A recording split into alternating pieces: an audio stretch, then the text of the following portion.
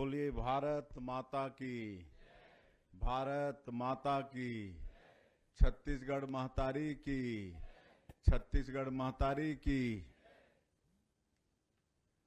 आज के सुशासन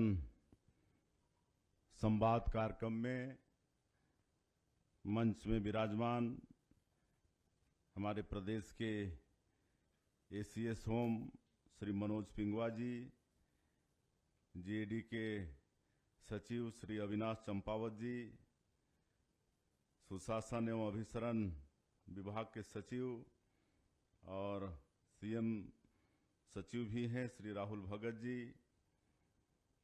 विशेष सचिव सुशासन एवं अभिसरण विभाग श्री रजत बंसल जी, संयुक्त सचिव सुशासन एवं अभिसरण श्री मयंक अग्रवाल जी, हमारे आईआईएम और टीआरआई के सभी अधिकारीगण और सभी हमारे स्टूडेंट्स, मैं आप सबका इस सभागार में सबसे पहले हृदय से अभिनंदन करता हूं, स्वागत करता हूं।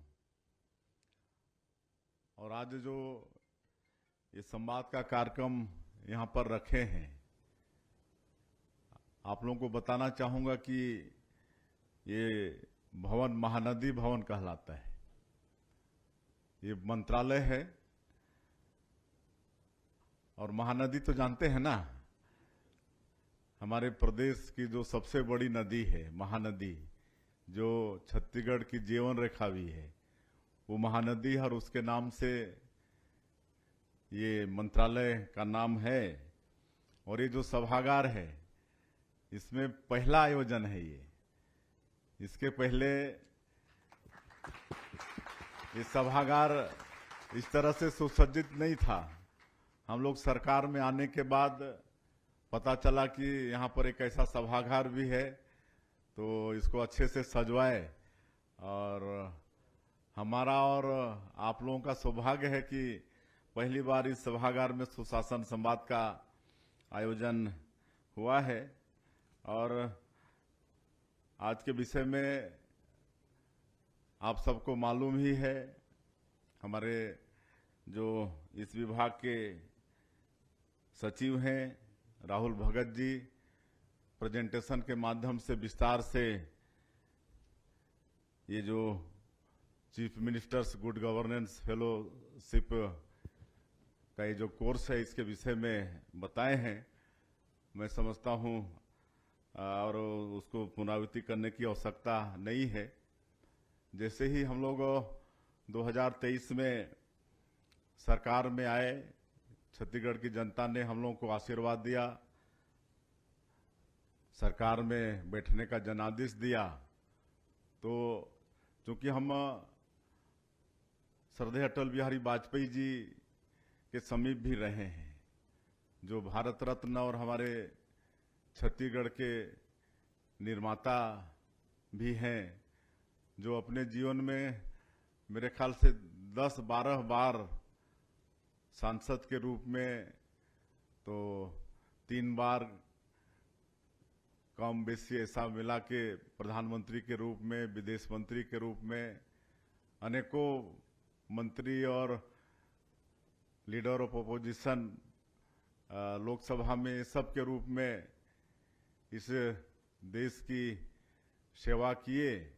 और वो कवि भी थे, साहित्यकार भी थे, पत्रकार भी थे, बहुत अच्छे वक्ता थे। उनकी मतलब भाषण की शैली ऐसी थी कि मतलब विरोधी लोग भी सुनते थे छुप छुप के, ऐसी उनकी शैली थी। तो उनके समय भी हम सांसद रहे और बहुत करीब से उनको देखे, और वो सुशासन की बात करते थे और सही मायने में दलगत राजनीति से ऊपर उठकर उन्होंने राजनीति की। आप सबको मालूम होगा, अगर उनकी जीवनी पढ़ेंगे तो स्वर्गीय श्रीमती इंदिरा गांधी को भी प्रधानमंत्री के रूप में उनके कार्यों की वो प्रशंसा किए थे। तो ऐसे बहुत कम लोगों में होता है जो दलगत राजनीति से ऊपर उठकर काम करते हैं। और एक बार नरसिंहा राव जी प्रधानमंत्री थे इस देश के, तो देश का प्रतिनिधित्व करने के लिए वो मतलब श्रद्धेय अटल बिहारी वाजपेयी जी को जिनेवा भेजा था। ऐसा मतलब उनके प्रति लोगों का विश्वास रहता था, मतलब देश के सच्चे सपूत थे। तो उनके नज़दीक भी काम करने का हमको अवसर मिला और उनसे भी मैं बहुत प्रभावित हुआ। और आज आप सबको भी मालूम है कि 25 दिसंबर उनका जन्मदिन है, तो उसको हम लोग सुशासन दिवस के रूप में मनाते हैं, क्योंकि उन्होंने कभी भी मतलब ओछी राजनीति नहीं की। आप सबको मालूम है कि एक बार एक वोट के लिए सरकार गिर गई, और आप समझ सकते हैं कि सरकार चाहे तो एक क्या 10 वोट खरीद सकती है कि नहीं। लेकिन उन्होंने सरकार का गिरना पसंद किया, लेकिन वोट खरीदना पसंद नहीं किया, और मात्र एक वोट से सरकार गिरा दिए थे। इतना मतलब सिद्धांत की राजनीति करने वाले श्रद्धेय अटल बिहारी वाजपेयी जी थे। तो उनसे भी मैं बहुत प्रभावित हुआ। और दिलीप सिंह जूदेव जिनका हमने नाम लिया, उनको मैं अपना राजनीतिक गुरु भी मानता हूं। उनसे बहुत कुछ हमने सीखा। 25 साल उनके साथ हम काम किए, लेकिन उस व्यक्ति में हम गुस्सा नाराजगी नहीं देखे कभी।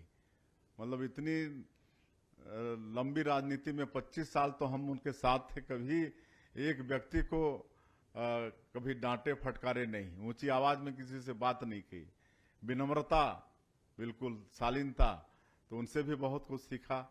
और जब 2014 में एमओएस के रूप में आदरणीय मोदी जी के साथ काम करने का अवसर मिला, तो मोदी जी के विषय में भी आप सब लोग जानते हैं कि उनका कैसा व्यक्तित्व है। रात और दिन देश के लिए काम करना, 140 करोड़ भारतवासियों के लिए सोचना। और उन्होंने शुरू में ही कह दिया, ना मैं खाऊंगा ना खाने दूंगा। और आज हम गौरव के साथ कह सकते हैं कि 11 साल से प्रधानमंत्री हैं। तो भारत सरकार में आज किसी भी मंत्री के ऊपर 1 रुपये का ब्लेम नहीं है भ्रष्टाचार करने का। तो ये पारदर्शिता, ये मतलब सुशासन स्थापित करने का काम आदरणीय मोदी जी ने किया। और जो भी योजना बनाते हैं सोच समझ के बनाते हैं, और ऐसा नहीं है कि योजना बना दी और वो कागज तक ही सीमित हो गया। मॉनिटरिंग भी करते हैं, खुद करते हैं कि जो योजना इस देश की जनता के हित में वो बनाते हैं, तो उसके पीछे भी पड़ते हैं और उसको पूरा कराते हैं। आप 11 वर्षों में जो भी योजना वो लागू किए हैं इस देश में, उसके मतलब पीछे जाएंगे, उसका अध्ययन करेंगे, तो सभी योजना मतलब सक्सेस हुए हैं। नहीं तो इसके पहले कई सरकार आई गई, गरीबी हटाओ, ये सब भी नारा हुआ, लेकिन गरीबी हटी नहीं। काहे कि पहले हमको कहने में कोई संकोच भी नहीं है कि योजनाएं बनती थी, लेकिन वो कागजों तक ही अधिकांश योजना सीमित होकर रह जाती थी। लेकिन आदरणीय मोदी जी ने जो योजना इस देश में लागू किया, वो ठीक से जनता तक पहुंचे, इसके लिए भी वो चिंता करते हैं। तो इस सब बात से प्रभावित होकर जब हमको मुख्यमंत्री के रूप में काम करने का अवसर मिला, तो हमने भी सोचा कि भाई यहाँ छत्तीसगढ़ की सरकार में भी इस सुशासन स्थापित होना चाहिए, पारदर्शिता होना चाहिए। और हमारी इच्छा थी कि यहाँ पर एक अलग से सुशासन और अभिसरण विभाग का गठन हो। और शायद ये पहला स्टेट होगा जहाँ पर सुशासन और अभिसरण विभाग का गठन हुआ है। और इसमें बहुत बड़ा प्रयास हमारे राहुल भगत जी का है, जो इस विभाग के सचिव भी हैं और हमारे सीएम सेक्रेटरी भी हैं। और जब से इसका गठन हुआ है, लगातार इसको और मजबूत करने की दिशा में लगातार काम कर रहे हैं। आज हमारा ये ऑफिस प्रणाली हो गया है। आज हमारे सारे ऑफिस के जो क्या बोलते हैं आपके फाइल हैं, वो भी मतलब डिजिटल हो गए हैं। आज कोई भी पब्लिक डोमेन में भी देख सकता है, और कहीं अगर रुका भी है तो उसको भी देख सकते हैं। तो यहीं से हम लोग प्रयास किए हैं। और पिछले सरकार में बहुत भ्रष्टाचार के रास्ते थे, वो सबको बंद करने का प्रयास कर रहे हैं। कहीं ऑफलाइन था तो सब विस्तार से बताने की आवश्यकता नहीं है। हम लोग उसको ऑनलाइन करके राजस्व भी पहले से डबल कर रहे हैं कई विभाग में।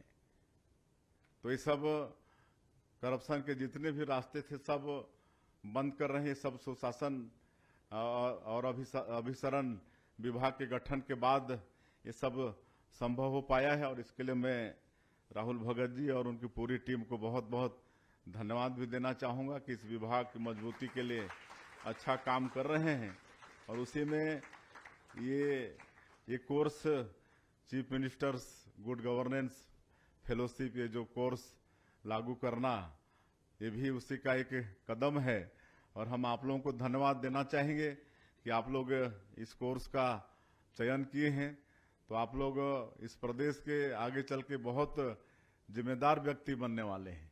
छत्तीसगढ़, विकसित छत्तीसगढ़ की जब हम बात करते हैं तो उसमें बहुत बड़ा योगदान आप लोगों का होने वाला है। आज हम देखते हैं जब मुख्यमंत्री बने तो और सरकार में डीपली जाने का अवसर मिला। तो ऐसे कई योजनाएं जो मतलब कुछ तो चुनावी योजना ही बनते आए हैं कि चुनाव आ रहा है तो कोई ऐसा योजना निकाल दो कि वोट मिल जाए, बाद में उसका कुछ भी होता रहे। तो ऐसा भी कई योजनाएं हैं, और योजना बहुत अच्छे से बनना चाहिए, कहे कि योजना के पीछे पैसे भी खर्चे होते हैं, और ये पैसे जनता की गाढ़ी कमाई की पैसा होता है। तो योजना सब भी अच्छे से बनना चाहिए, और योजना बने तो उसका क्रियान्वयन भी अच्छा होना चाहिए, उसका लाभ भी जनता को मिलना चाहिए। और ये सब आने वाले भविष्य में आप लोग करने वाले हैं, इसलिए 2 वर्षीय ये कोर्स आप लोग कर रहे हैं। और इसमें IIM सहयोगी है तो उनका भी हम धन्यवाद करना चाहेंगे, TRI को भी धन्यवाद करना चाहेंगे कि सबके सहयोग से ये कोर्स, और आप लोग ये 2 साल में ये सब कोर्स पूरा करके निश्चित रूप से छत्तीसगढ़ के विकास के लिए सोचेंगे। और आप सब छत्तीसगढ़ के निवासी हैं तो एक जन्मभूमि के प्रति तो लगाव होता है ना, भावना होता है, और उस हिसाब से निश्चित रूप से मतलब फर्क तो पड़ता ही है बाहर के और वहीं स्थानीय में। वही डिग्री, वही पद, सब कुछ होता है, लेकिन यहाँ का स्थानीय व्यक्ति जिस भावना से यहाँ के विकास के लिए एक अपनत्व, एक जुड़ाव के साथ काम करेगा। तो ये सब आप लोग पूरे 36 स्टूडेंट्स इस कोर्स को अपनाए हैं। 2 साल में आपका कोर्स पूरा होगा, और निश्चित रूप से आप सब लोग छत्तीसगढ़ को आगे बढ़ाने में बहुत सहयोगी होंगे। तो बहुत बहुत शुभकामनाएं हैं। आप सब लोगों के उज्जवल भविष्य की हम कामना करते हैं, और सब मिलकर हम लोग के छत्तीसगढ़ को बहुत समृद्धशाली छत्तीसगढ़ और विकसित छत्तीसगढ़ के रूप में खड़ा करना है। आप लोग जिस मंशा के साथ ये कोर्स ज्वाइन किए हैं उसमें आप सब लोग सफल होइए, और बीच बीच में फिर आप सब लोगों के साथ मिलते रहेंगे, ऐसी अपेक्षा करते हुए, और आप सब लोगों का फिर से एक बार हृदय से अभिनंदन स्वागत करते हुए। और कल रक्षाबंधन है तो रक्षाबंधन के भी आप सभी लोगों को अग्रिम शुभकामनाएं देते हुए हम अपनी बात समाप्त करते हैं। जय हिंद, जय छत्तीसगढ़। बहुत बहुत धन्यवाद सर। निश्चित तौर पे आगामी 2 साल में जब फेलोशिप खत्म होगी सर, तो छत्तीसगढ़ के विकास के लिए जो फेलोज हैं वो एक सार्थक पहलू भर के आएंगे। अब मैं रजत बंसल सर से निवेदन करूंगा वोट ऑफ थैंक्स के लिए, और उसके पश्चात एक ग्रुप फोटो।